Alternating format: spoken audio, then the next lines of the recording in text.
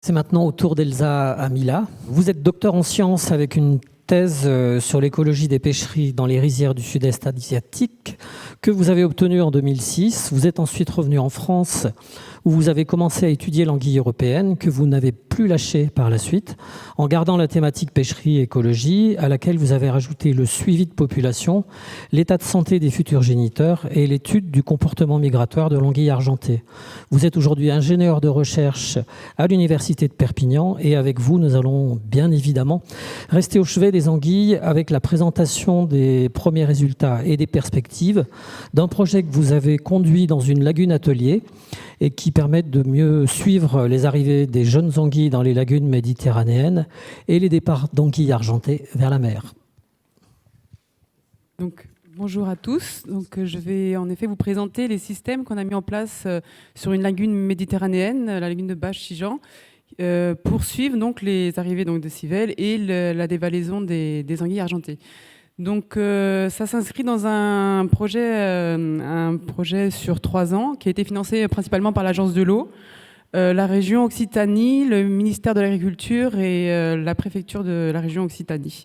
Donc, nous sommes une petite équipe donc au CEFREM à travailler donc, sur ce projet. Il y a tous les noms là-bas et je vous expliquerai à la fin. Il y a certaines personnes qui ne sont pas là mais qui participent à certaines actions.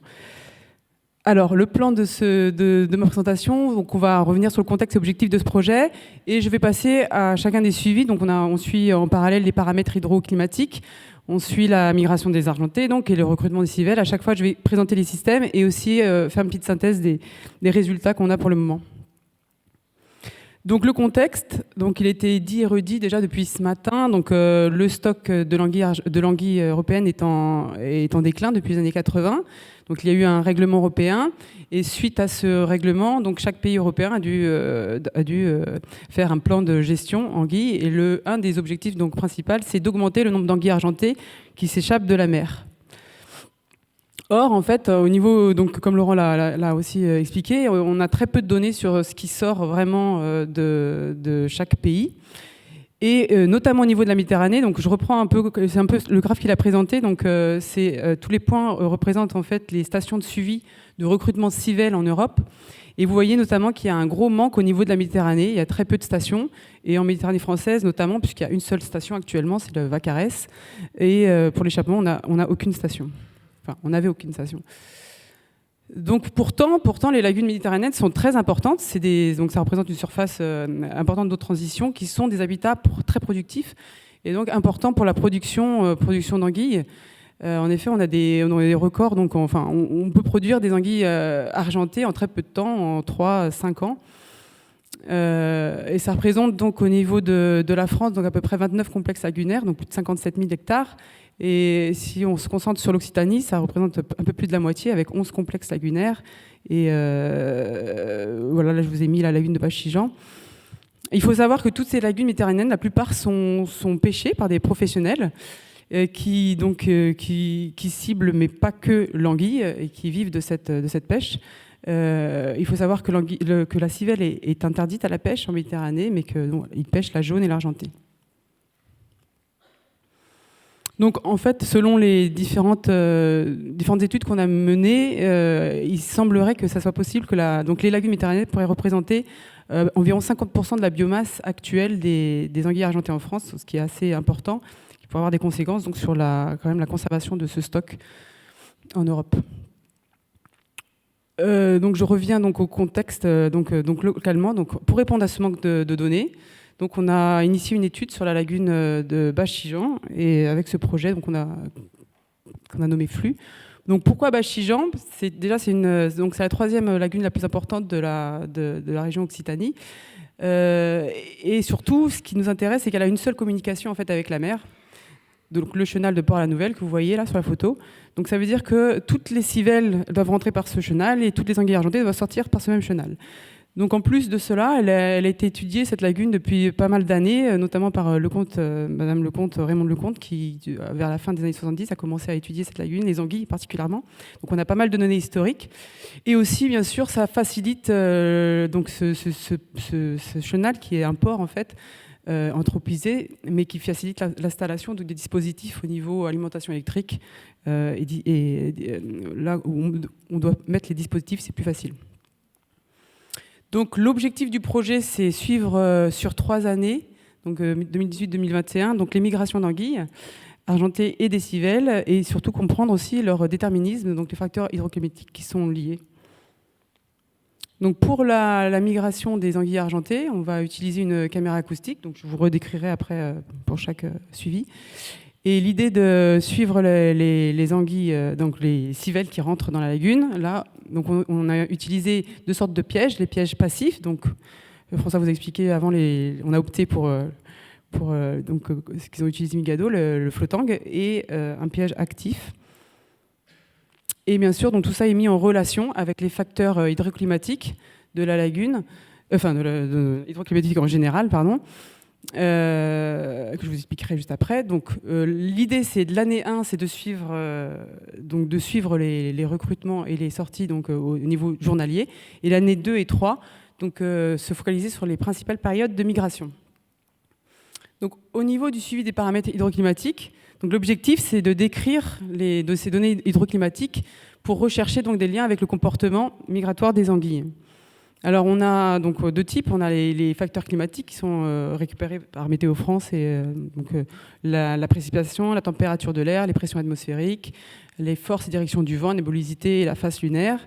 Et à côté de cela, donc vous avez les 3 stations au niveau de la lagune de Bachijan où nous récoltons les données. Et à côté de cela, donc, dans le milieu aquatique, on récolte les débits des principales rivières qui rejettent leur eau douce. Donc c'est la Berre et le canal de la Robine. Donc là, on a la banque hydro du ministère et les voies navigables de France. Donc on a 2 stations. Alors j'ai pas de pointeur. La Berre, c'est celle de gauche. Il y a 2 stations sur la Berre et une station sur la Robine. Et alors tout ce qui est autre, qu'on collecte avec notre projet, avec des systèmes particuliers. Donc on a la hauteur d'eau, la température d'eau, la vitesse de courant, la turbidité, la salinité. Donc concrètement, vous voyez ici le chenal avec en haut la lagune et en bas la mer. Donc on a à peu près au milieu une station avec 2 courantomètres qui vont mesurer sur toute la largeur du chenal à 2 niveaux donc le courant. On associe aussi ces 2 courantos avec une CTD qui mesure aussi, donc on va avoir la turbidité, la salinité, la température et la hauteur d'eau. À côté de l'entrée du port, donc on a installé une sonde multiparamètres qui nous permet, par contre ça c'est un point fixe, d'avoir le courant, également la température, la hauteur d'eau et la turbidité et la salinité. Et en complément, on a positionné sur tout le chenal des sondes de température, les T. Alors, en prenant toutes ces données, on remarque qu'il y a des groupes qui se font au niveau donc conditions hydroclimatiques. On va avoir plutôt les conditions tramontane, qui est un vent de nord-ouest. On va avoir les conditions plutôt temps calme, 2 et 3. On va avoir des conditions de vent marin, ça va être la condition 4. Et des conditions avec des fortes dépressions atmosphériques et des fortes pluies. Les conditions 5 et 6. La 6, c'est un cas extrême où il y a eu une seule date où c'était vraiment des pluies intenses. Pour ce qui est de la migration d'anguilles maintenant argentées, donc l'objectif, bien sûr, c'est de déterminer les périodes de dévalaison et de rechercher donc, le lien avec les paramètres hydroclimatiques, mais également aussi déterminer la biomasse dévalante et déterminer le sexe ratio. Donc, pour faire cela, on a mis en place une caméra acoustique dans le chenal. Donc c'est une Harris Explorer 1800 qui enregistre donc depuis octobre 2018, 24 heures sur 24, le chenal. Donc l'avantage, c'est que c'est une méthode non intrusive, mais le désavantage, c'est que c'est une fenêtre limitée de détection de 15 mètres. Donc ça marche comme un sonar multifaisceau, donc on a 96 faisceaux pour celle-là, et qui envoie donc des ondes à haute fréquence, à 1,8 MHz, qui permettent en fait de visualiser parfaitement la morphologie et le comportement de nage. Enfin parfaitement. Disons que l'anguille a un comportement de nage très particulier qui fait qu'on ne peut pas se tromper. Elle peut filmer la nuit en eau trouble, donc ce qui est nécessaire puisque les anguilles sortent souvent à ce moment-là. Alors, donc, au niveau du chenal, on l'a positionné au niveau des flèches noires. Pourquoi ? Parce qu'on l'a placé à l'endroit le plus étroit du chenal, qui fait à cet endroit 50 mètres, mais il peut aller jusqu'à 150. Il a fallu trouver un endroit aussi qui pouvait être alimenté par le réseau électrique. Et donc, du coup, on l'a relié à un ordinateur qui est proche qui est posé dans un bungalow proche du quai. Donc, elle filme 24 heures sur 24 et donc elle génère beaucoup de données. Donc, il est nécessaire de changer les disques durs régulièrement. Donc, c'est quand même une grosse installation. Vous voyez ici l'installation de la poutre en aluminium. Donc, il y a un chariot qui la porte et donc on peut la sortir de l'eau régulièrement pour la nettoyer. Comme vous voyez là, il y a un petit poulpe là qui s'est installé assez récemment au niveau de la caméra. Donc, ça permet de la nettoyer un peu, un peu mieux, mais en fait, il faut quand même la nettoyer une fois par semaine. Donc, elle est remontée, nettoyée. Donc, il y a Jason Père ici qui s'occupe de tout ce qui est analyse de la caméra, qui pourra vous expliquer plus si vous avez besoin. Donc, elle enregistre, en fait, on fait des petites sessions de 15 minutes, puisque c'est très lourd au niveau de données. Et donc, les données sont récupérées régulièrement. Donc ici, vous voyez le profil du chenal. Donc, on l'a positionné à 3 mètres de profondeur. Vous voyez le champ, de façon, en fait, à ce que on essaye d'être au mieux dans le chenal au niveau profondeur, entre 1,3 mètres et 4,7 mètres. Et c'est de couvrir en fait l'endroit supposé où l'anguille dévalerait apparemment en pleine eau et à peu près dans le sens, enfin dans le courant principal. Alors les premiers résultats, donc ça c'est des résultats qui sont donc les fichiers sont traités et les anguilles dénombrées entre 18h et minuit. 18h et minuit parce qu'on a remarqué que c'était la période principale de dévalaison avec environ 78%, 80% des anguilles qui passerait à ce moment-là.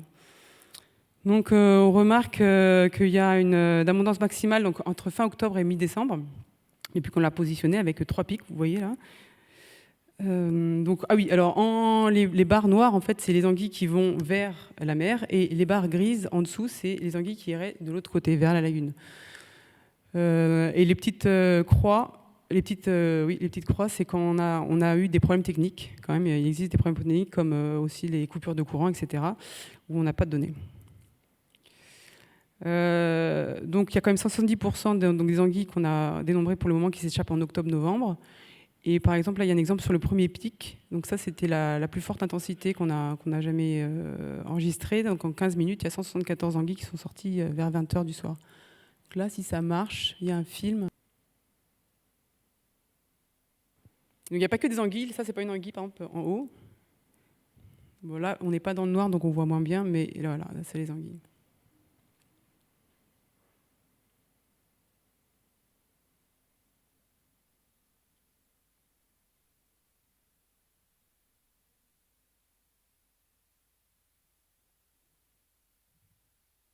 Elle se dirige vers la mer. Alors. Donc, si on regarde les sorties donc, par rapport aux conditions hydroclimatiques qu'on a vues tout à l'heure, donc on se rend compte qu'il y a surtout plus d'anguilles quand il y a du vent marin et les dépressions atmosphériques, et moins dans les temps calmes. Après, c'est assez variable, il n'y a pas vraiment de différence significative. On voit que c'est très variable au niveau de la tramontane, il peut y en avoir beaucoup, comme il peut y en avoir peu. Mais ça, c'est vraiment initial. Hein. On a regardé que le début de nos données. Au niveau du suivi de recrutement de civelles, alors l'objectif de cette action, c'est de déterminer les périodes et les quantités de civelles qui recrutent, et toujours faire le lien avec les paramètres hydroclimatiques, et aussi déterminer leurs caractéristiques biologiques. Donc pour cela, donc on a utilisé 2 types de pièges. Donc les passifs, donc les flottangs, nos flottangs, donc, ils sont à peu près pareils que ceux que François a décrits. Donc c'est des carrés de géotextile de 50 cm de côté avec 10 couches. Donc comme il a expliqué, c'est comme des abris pour les civelles qui arrivent dans le chenal. Et on a essayé de les attacher donc à l'aide de cordage, donc amarrés où le mieux. Enfin, on a regardé un peu tout, on a prospecté un peu tout le chenal et on a pu amarrer sur les pontons, sur les quais, sur les rochers. Et donc une relève se fait quotidiennement. Voilà, vous avez un exemple là sur une relève de flottang. On a aussi essayé un piège de fond qu'on appelle. Donc en fait, c'est un tube PVC tout simplement avec les mêmes structures à l'intérieur de géotextile, mais cette fois-ci donc lesté pour qu'il aille au fond. En fait, ce genre de système a été utilisé dans les lagunes en Italie et ça avait l'air de marcher. Donc on a voulu tester sur quelques endroits du chenal. Et le deuxième type de piège, c'est le piège actif. Donc, vous voyez ici le principe, c'est un peu comme les passes pièges. Donc en fait, la civelle va être attirée par un appel d'eau. Vous avez un attrait sur la rampe. Donc il est posé dans le chenal et les anguilles grimpent et tombent dans un vivier. Donc pareil, là, donc, il est mis sur le réseau électrique à cause de la pompe et la relève se fait quotidiennement. Donc où sont placés ces pièges? Donc on a essayé de couvrir un peu tout le chenal. Les carrés blancs, c'est les flottang, donc c'est un flottang. On a à peu près 11. On en avait 11 à partir de décembre 2018, on a rajouté 4 en octobre.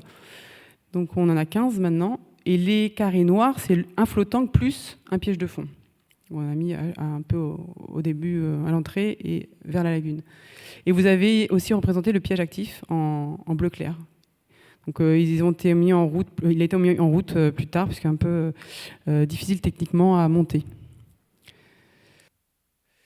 Donc les premiers résultats, donc vous voyez ici le nombre de civelles capturées donc sur l'ensemble des flottangs par jour. Donc plus de 50% a été récupéré en décembre. Par contre, on remarque que les captures, pour l'instant, dans les pièges actifs et pièges de fond, ont été très faibles, même si on l'a mis quand même assez tard dans l'année. Donc on attend cette année voir ce qui va se passer. Si on met le lien avec les conditions hydroclimatiques, donc on n'a pas pour l'instant de différence vraiment significative avec les groupes qu'on a fait, mais bon, comme je répète, c'est juste le début vraiment des analyses là. Alors juste une petite diapo pour expliquer qu'en fait, en complément de ce projet flux, on a aussi un autre projet, Interreg Sud-Org. Laurent en a discuté un peu ce matin.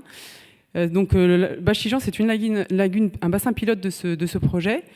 Et ce qui nous a permis de faire un peu un complément sur le suivi du recrutement. Donc là, on fait une fois par mois, au niveau de la nouvelle lune, on fait des pêches au bongo. Donc c'est un gros filet, vous voyez sur la deuxième photo, c'est un filet ovale là, qui est utilisé beaucoup en Atlantique, mais pas du tout en Méditerranée, puisque la pêche à civelle est interdite. Et donc on fait des traits de filets pour voir un peu le recrutement de cette lagune.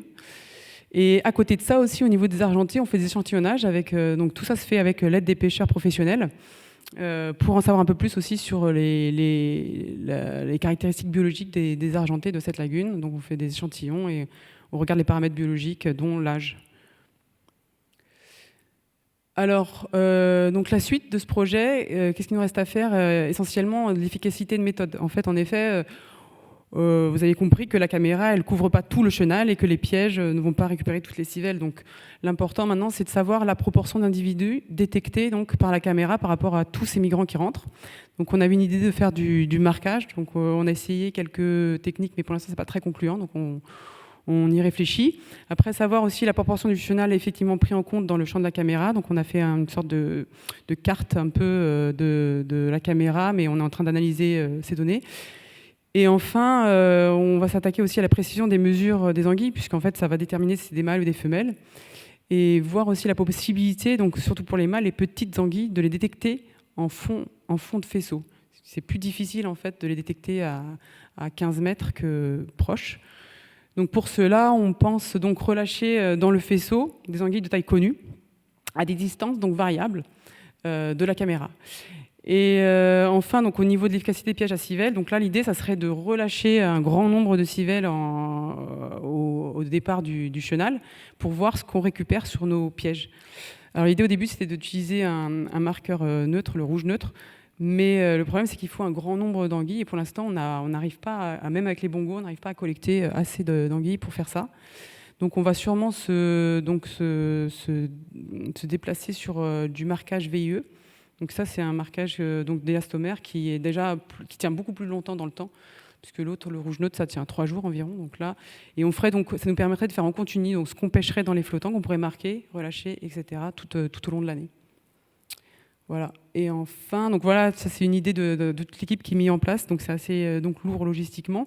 Vous voyez, il y a Gaël Simon qui est dans la salle, donc qui est responsable technique de l'installation des systèmes de suivi, qui est également a été à l'initiateur du piège actif, qu'il a fabriqué. Après, ici, on a aussi Jason Père, qui est responsable de la caméra. dans la salle, et Raphaël qui s'occupe donc de coordonner ce projet et qui a analysé les données, qui n'a pas pu venir. Et enfin François qui n'est pas là puisque lui il est responsable des relèves et qui est là-bas, donc il est basé à Par-la-Nouvelle et il fait les relèves tous les matins. Et enfin donc on tient aussi à remercier particulièrement les services techniques quand même du port qui nous ont bien facilité la tâche, puisque la mise en place de la caméra sur la poutre au niveau du ponton, donc c'était assez compliqué, ils nous ont bien aidés sur ce point-là. Voilà, je vous remercie si vous avez des questions.